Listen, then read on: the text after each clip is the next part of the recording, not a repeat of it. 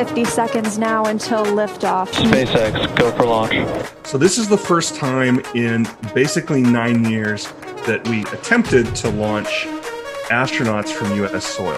SpaceX, this is Resilient. Roger, go. So it's really cool that they got to see their families here. And the one thing I really like about the Tesla, the boys got to go up and wave goodbye to their fathers a little bit closer. You didn't get that in the Astrovan. They just hopped on board and headed out there. Kind of brings us right back around to that whole stylistic difference we're seeing now with SpaceX in 2020. Did we think Elon Musk was going to put them on a motorhome and send them out there? No, he's going to send them out there like this. 7, 6, 5, 4, 3, 2, 1, 0. Ignition.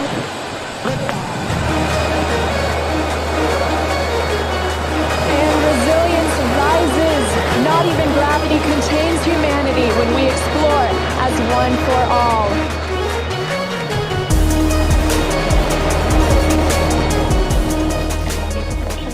So I'm going to step outside and let you guys see what it is that I'm experiencing. Trying to get a direct measurement with a handheld Kestrel anemometer here. We'll see what we can pick up, but and there goes change. When a tornado-warned cell came through the neighborhood and it brought down several large pines, just like the one you're seeing right here behind me. To give you a sense of what the aftermath of storm damage smells like, it smells very heavily of pine and also sounds like chainsaws. We have another tree down here. This one just barely missing this brick home. I mean, this is incredible. Let me turn the camera around. Get us back into kind of a dry view. And I get up here, and all of a sudden the storm surge started. And all of a sudden, I ended up with about 4 feet of water. I'm Scotty Powell here reporting just outside of Sparta, North Carolina, where you've seen a lot of the earthquake damage. Again, a 5.1 magnitude earthquake rocked Sparta, North Carolina earlier this morning, just after 8 a.m. If you go look at the footing of that, you'll see where it was a twist. Very severe wind that caused destruction. From Gaston County to back here in Mecklenburg County, those were just 2 of the tornado warnings that were issued here for the greater Charlotte area. I'm not one for hyperbole, but it's countless at this point. There's trees on houses, there's a lot of roads that are blocked. We're just trying to get cleaned up so people can get through. Have you ever seen the Dan River like this before? No, not that I can recall. I mean, I've seen it fairly flooded before, but I've never seen it to where we're now kind of asking ourselves, okay, a couple more feet and it might get over those bridges. But it was a much different story this past weekend in Arkansas. Let's bring in Ryan. You were actually working from home, and you had your other meteorologist back in the station. Just bring everybody up to speed if they're not familiar with what took place this past weekend. Okay, so typically in a severe weather situation, we would all be in the studio, and we had already kind of discussed that. Okay, in the interest of social distancing, and we were already kind of playing that. I go here and you guys stay back there, and we wouldn't be there. And hopefully we wouldn't go into long form programming. And so the tornado warning came out. It was hard to not get emotional. I've lived here almost 20 years, and outside of a couple years, I lived in Alabama, and to watch that go through the town that you've forecast for and covered for so many years, it was tough to kind of hold the emotions back on that one. And I really did. I mean, you look at that, I thought we were going to be pulling dead bodies out all night, and we weren't. Cheddar's is a restaurant that would have been completely packed with probably about an hour wait with people sitting all around it on a normal Saturday at 5 o'clock. Instead, they had a couple of workers that were cooking to-go orders. You just had an extremely populated area that if this had hit on a normal Saturday night where people aren't staying inside, it would have been very bad. But what it was is a chart basically showing the lack of upper air obs from aircraft. People don't realize that every commercial aircraft that takes off and lands collects, data for us. You can see pre-COVID, which is earlier in the month, we were getting about 15 to 18,000 observations into the 12Z GFS. As of this morning's GFS, that is down to like 2,000. We have that lack of upper air data. Some of the accuracy and the guidance can drop. This social distancing stuff clears up. I'm waiting for some Turan ribs. Every Saturday they post a Turan cooking. I've had extra time on my hands. Vinegar or tomato-based sauce? You about to get me in trouble, man. I like more tomato-based barbecue sauce. Like, I'm with Turan on that. Even though I'm from North Carolina, I don't want to eat barbecue and have my throat burn. All that vinegar. You know, a good mix, a good middle of the road barbecue. I didn't, because we need the viewers to still like us after that. Disparaging barbecue, or whatever. And these are the fun questions. I've already been thinking about hurricane season as well. I don't want to have to deal with any hurricanes. I just wanted to be quiet because I think it's the last thing people need to worry about right now. But we know, I mean, it's April. For us, April's the peak of severe weather season. Hurricane season's around the corner. So at some point in the next couple months, we're going to be dealing with severe weather and coronavirus at the same time. And our group at CSU, we put out our forecast in early April. And at that point, we're called for 16 storms. Of those 16, 8 becoming hurricanes. And of those 8, 4 becoming major Category 3, 4, 5 hurricanes, winds of 111 miles per hour or greater. Is that Zeta? It's not the last letter in the Greek alphabet. That question has come up now that we have found ourselves in the Greek alphabet in this very active tropical season. Well, what do we do next? There are more letters. This replaces C, right? Our next storm, if we do have one, is Eta, ETA. So we still have a lot of Greek alphabet names to go through if we end up doing that. But we are going to, I think, surpass the 2005 hurricane season list. So, and this is going to be Holden Beach, Sunset Beach, somewhere, Oak Island, somewhere right in that. Yeah, right in there, Holden Beach, very close to Holden Beach, it looks like. The last pictures we had out of there were incredible to show that force of the rain and the wind as that eye wall approached, but then we lost that camera. What we're getting now, though, is a double whammy. We're going to have Dan Whitaker and Chris Jackson at the same time as they're dialing into our Zoom, and let's see them popping up on the screen. Hey, I am in Wrightsville or Wilmington, kind of center Wilmington right now. But yeah, it's shaking my vehicle. Let me go ahead and step out here. Currently, be safe, Dan. I hope you're getting a clear view of what I'm seeing here. These are some very powerful gusts. Trying to get a direct measurement with a handheld Kestrel anemometer here. We'll see what we can pick up, but and there goes change.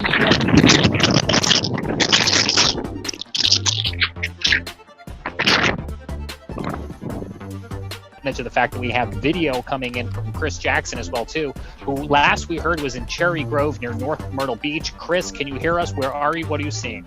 Yeah, still in Cherry Grove. Sitting at 22nd Avenue and Spring Street. And wow, the storm surge down here is absolutely incredible. The marsh here in Cherry Grove, I can vouch for every single one of these houses on this street, that street, all the way down to about right there, that big tower. That's at least 15 or 20 streets, maybe 25 streets. Every single one of them streets is flooded with at least 4 feet of water. Almost every single one of them streets has a fire truck or 2 fire trucks or 3 fire trucks with boat crews rescuing people right now. And all of a sudden, I ended up in about 4 feet of water. Simple answer is it's concerning because we look at the ACE, and some of that ACE, the accumulated cyclone energy, was generated, like we look at Laura, it was a 150 mile per hour hurricane, but it did so in that last day before landfall. And Michael did the same thing in 2018. Matthew rapidly intensified on approach to Florida, and it was very fortunate for Florida that it just scraped by 20 miles offshore. Dorian stopping, I don't know, whatever it was, 180 miles short of West Palm Beach, our vicinity, as a rapidly intensifying Category 5. And we're getting real close here to some absolutely mind-boggling disasters because these hurricanes are intensifying close to land. People want simple answers sometimes, and sometimes it's hard to give a simple answer. And and there's not a lot of simple answers when it comes to weather. It can be complex. Tonight we have a very special guest with us, former FEMA Administrator Craig Fugate is joining us. We live here in the Carolinas, the Charlotte metropolitan area, Winston-Salem, Greensboro. Over 2 million people live in that general area, and there's no adequate radar coverage to detect tornadoes, flash flooding. How in tune is Washington to how weather affects people? Do you think sometimes weather and their issues kind of get pushed to the side a little bit? A little bit. The only time they get serious about weather is when there's a catastrophic failure in their district. I mean, think about it. The Weather Service couldn't even get a supercomputer to run better models until after Hurricane Sandy or Superstorm Sandy showed how inadequate their computational powers were. So unfortunately, everything from getting WSR 88s, which was the result of several airplane crashes due to microshear, to the latest funding for the Weather Service in this Superstorm Sandy stimulus package, Washington tends to be reactive. Craig, do you think we have a radar crisis on the horizon? I think if we're serious about being able to rapidly detect fast-moving tornadoes, particularly now that the warning systems have caught up with the forecasting, we can actually now issue across cell phones more detailed warnings from the Weather Service than their current technology can really do, and they've been migrating that way. So now they can do polygon warnings, yet they're still basing it upon radar technology that will miss part of that. There's still gaps in that coverage. A generation ago, the main job of the National Weather Service forecaster, the meteorologist, was to issue the forecast. But what the forecasters do now, where they really, really make a difference, is what we refer to as decision support or decision support services. That ability to get that information and get it out and let our special customers know exactly what is happening, when it is happening, contacting emergency managers and working with the emergency management community to have their resources ready to go, to be ready to respond when the weather is coming through. If you think about how much of our economy and daily life is tied directly to the weather, and the way you see that most succinctly is being in the checkout line at the grocery store, because everybody's talking about it. You have to know what's going on with the weather if you're going to react with the real world. Everything from our transportation to our agriculture to daily life in general revolves around the ability to understand how nature, how the atmosphere is going to impact us over the next several days. Without the National Weather Service, I think we would be way, way behind in where we are right now. In 2009, ironically, as ClimateGate was breaking, we were meeting in Washington, D.C. to map out a program that would become Climate Matters. The whole focus of our work was to educate people about how the climate is changing and why it's changing and how it's going to affect them locally. We just wanted to give people the scientific information. You just put a brand new roof on your home about a week before that EF1 tornado came through Charlotte. Did you get some ideas from the Insurance Institute?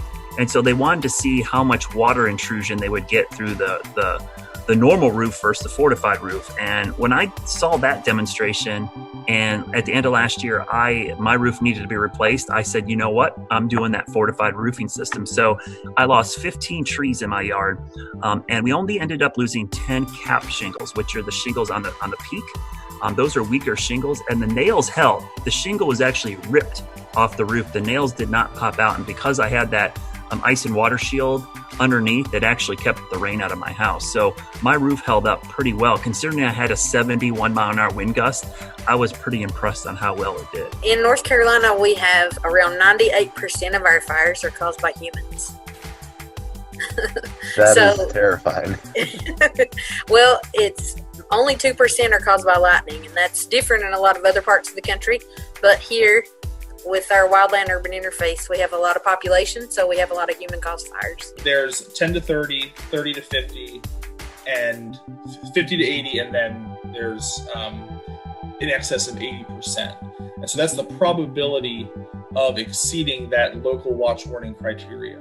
In that sense, those are meant to just kind of fairly easily communicate what the relevant risks are. When we were thinking about these to try to bring up some kind of weather maps here, the first thing we thought about is how do we identify where the stadiums are for people to see what type of weather impacts they could actually be. So essentially, wherever you see those circles with the X in the middle, that's essentially the location of a stadium that actually is predicted is in the upcoming week of game. What the biggest thing is that the current hierarchy, the marginal, slight, enhanced, moderate, high, is what the SPC uses, and what the public perceives as the hierarchy of those words with no context is slight as the first level, marginal, which is the second, moderate, the third, enhanced, which is the fourth, and the fifth being high. So the high is the only category that translates from one to the other. So it's a problem. It was just a great way to apply my nerdy passions of physics and math to something that was really interesting. A lot of interesting challenges and problems still to be solved. So one way or another, I've been into weather for 50 years. So I thought, well, what if you actually put a good radar near a tornado? What would you see? So it was just asking that kind of simple question. And how could you do that? So I had what, in retrospect, wasn't a great idea of putting a radar in a van, just a regular old passenger van, with an antenna in the back, and you would open the back doors and expose the antenna, and literally we would just do donuts in a parking lot to scan. It wouldn't scan. We would just do donuts facing the tornado. That was my original idea. And we would just do donuts and see if we could take some slices through a tornado. That quickly morphed into, some engineers telling me, you can actually make that antenna move. And here's how to do it, into coming up with the first Doppler on wheels. By getting it 50 times closer, we had a 50 times smaller beam that way. We had a 50 times smaller beam that way. So it's already 2,500 times better. We were a little bit clever and sampled in the third direction better. But I could get 10,000 pieces of data where an 88D would typically get one.